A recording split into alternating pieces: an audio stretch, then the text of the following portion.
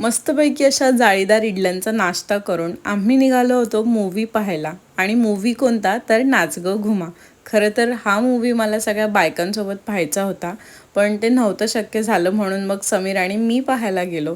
आणि येऊन पाहतो तर काय, सगळा मॉल पूर्ण रिकामा होता. खरं तर पहिल्यापासून मुक्ता बर्वे आणि स्वप्नील जोशी या दोघांचे एकत्र असलेले मूव्हीज मला पाहायला फार आवडतात. आशाताईंमुळे घर पण आहे. माझ्या घराच्या भिंतीनं आशाताईंची सवय आहे.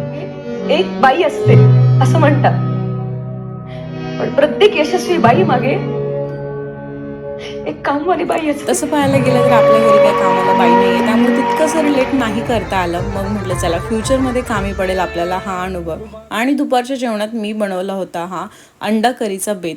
हा जिरा राईस आहे, इंद्रायणी तांदळाचा भात आहे, कैरी आहे आणि काकडी. भाकरीचं पीठ संपल्यामुळे बेत केला होता पाणीपुरीचा घरच्या घरी. मस्त झाली होती, या तुम्ही पण खायला.